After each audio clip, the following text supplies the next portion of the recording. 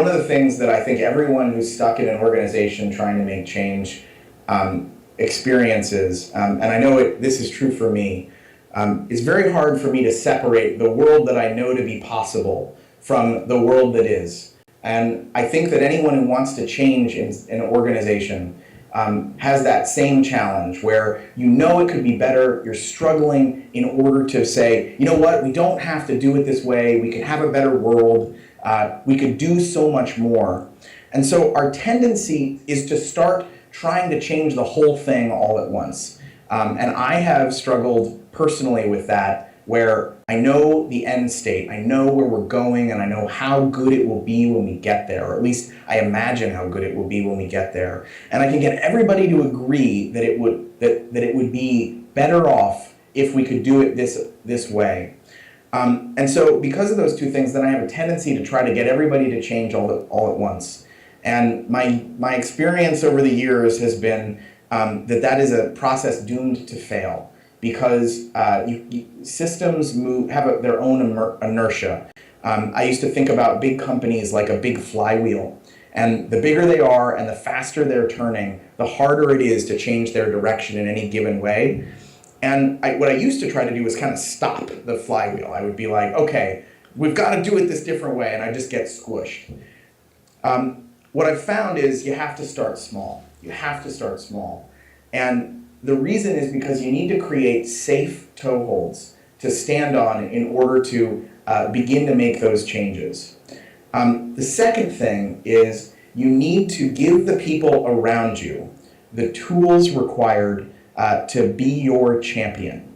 So if you're able to start small and you say, this is what we're going to do, it's an experiment. I don't know if it's actually going to work or not, but we're going to try this little test. Here's how we'll measure the test. If you then work with the people around you who need to give you that social, at least permission, not explicit permission, but they need to at least say, yeah, he's working on something good. She's trying really hard on this thing, and we don't know if it'll work, but if it does, it has a potential to make this little tiny thing, this non-threatening thing, a little bit better. So I found that using metrics to do that is very important.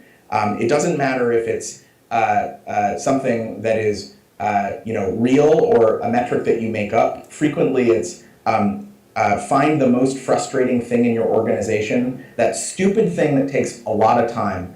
I've often used dumb controls on a printer, where how much time does the company waste because you've got to enter a code on the printer in order to release your documents? Does it really cost that much? And the answer is probably not. So I come up with a way of measuring it: time wasted, $1 cost, some other thing. And then you use that metric, which you've already figured out will be in your favor, and you try your experiment. You make that little tiny change.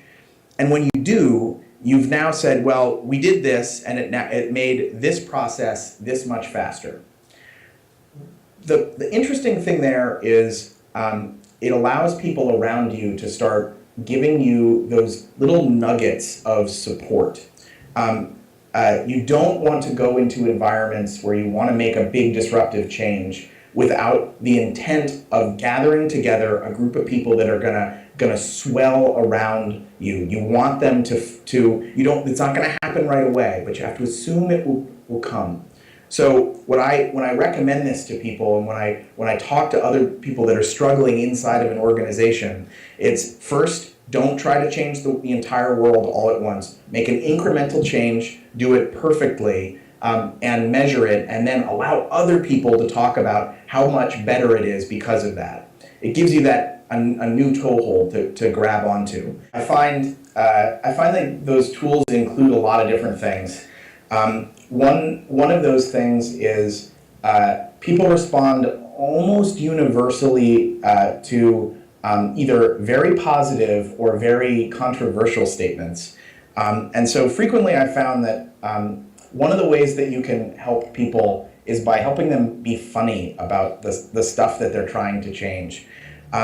Usually that when you're a disruptor, when you're a person in an organization who's stuck, And what you're trying to do is get people to be able to be champions, be heroes. There's a deep unspeakable inside the organization. There is a secret that you can't say. What that means is that anyone who says it, first of all, there's a moment of panic, and then there's an opportunity to be very funny. And the reason is because when you have all these people who are sitting there, who are not saying the thing that everyone knows to be true, and then someone pops out and is like, I don't know, why don't we just delete all the blah, blah, blah, or why don't we, get rid of this thing, or, I went to Kinko's and copied all the photocopies rather than input the stupid code. Whatever it might be, you get a moment of permission, but also you make it safe.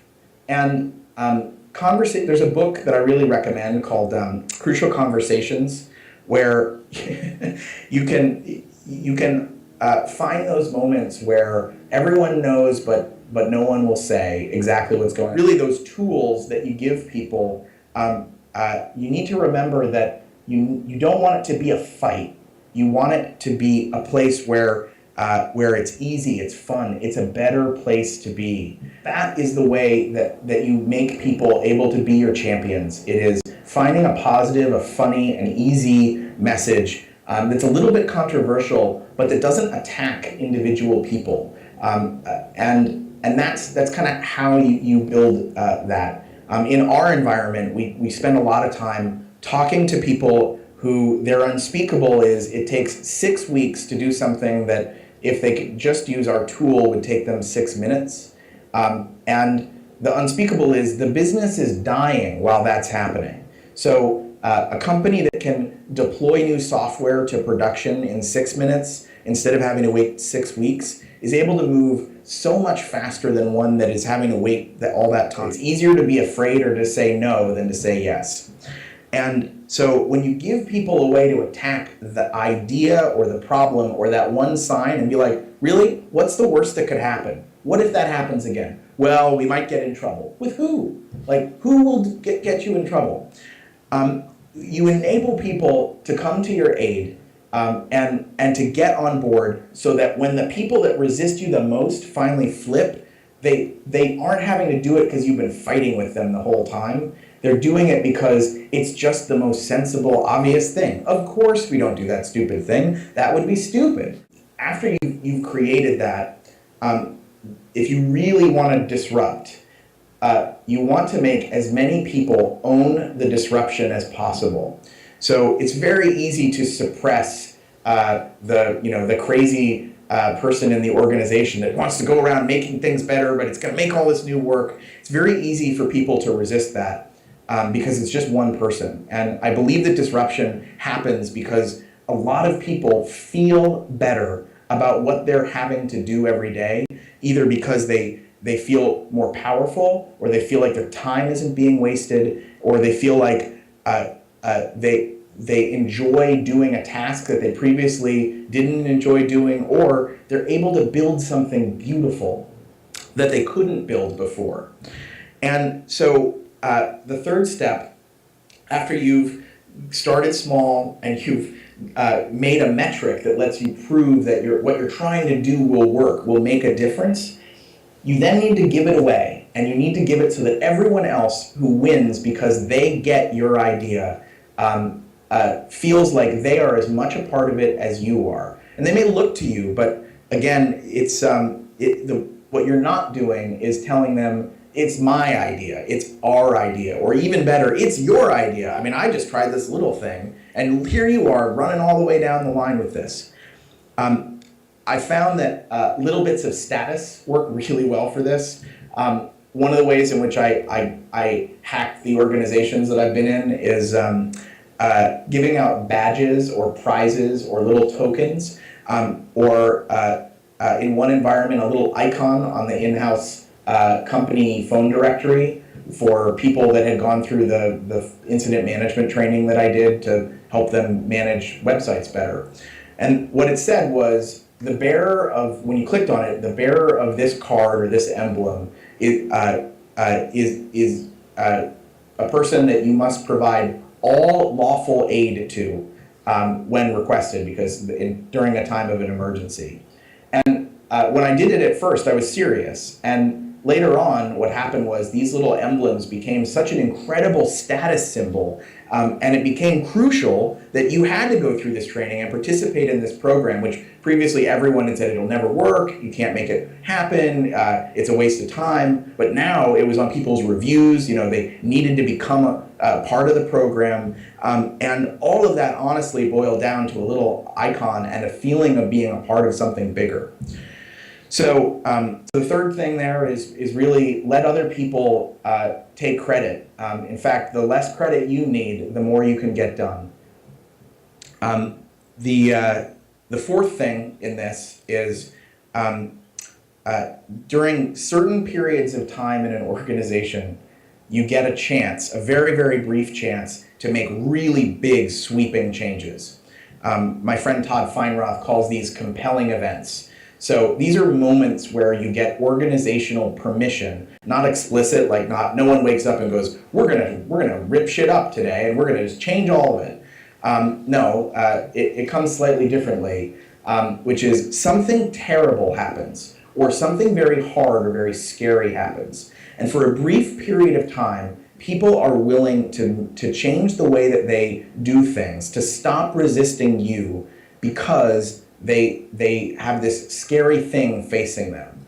And so I've been fortunate, because I come from an emergency management background and I do that emergencies happen all the time. And so it's pretty easy to be able to take something bad that happened and turn it around into an opportunity to make an organization better. But really these things happen all the time. They can be little tiny things, they can be big things. So when they do happen, and it gives you a chance to be like, you know what, I think that this idea that we've been working on and we have these metrics for, and look at all these people that have already been thinking about it, will make a difference, and I think we should change the whole company to standardize on this. And that's the moment where you get okay, let's give it a try. From the people that would normally stop you, not because they don't want you to be successful or even because they don't want things to be better, but because normally they're so afraid of changing things and trying new things that they are built to resist you to protect the machine. So that's the fourth step. And then the fifth step is, and this is more of a recommendation, I spent a lot of my career, frankly, fighting stupid. So I spent a lot of my career trying to tell people, trying to make giant changes, move the needle, trying to make things better in an environment where the resistance to change was so high that it just wasn't worth my time anymore. And so my advice is, if you are a person who is stuck in an organization, you are trying desperately every day to make a difference, to make something else happen, and it's just not, and you've got a million reasons why, and the organization is structured fundamentally to fail, and there's no person, there's no process, there's no appeal, and it's going to be a long, slow, painful death, get out of there, because you are better. And what you want to look back on, like all the times when I have fought against people and doing stupid things or saying no when they should be saying yes, or finding a place where they could be truly great and they've just said no way, I don't look back on any of those and go, man, I'm really glad I won that argument. Never looked back on that and said, I was totally right and they were totally wrong and I'm so glad I won. On the other hand, every time I've gotten people to swing around and build a movement, every time I've gotten a chance to build something new with great people, I remember every single one of those. I remember the moments, and I feel good every day that I do it. And I talk to a lot of people that are stuck, and eventually you have to decide, you know what, this organization, if it isn't capable of changing, I'm going to have to change because it's not good enough for me. And there is a host of opportunity for people that want to make big change in the world. And so don't wait forever for permission. Just start. But if you just cannot succeed over time, and it doesn't feel good, and you're finding yourself mostly locked up fighting stupid, go somewhere where you can make more awesome.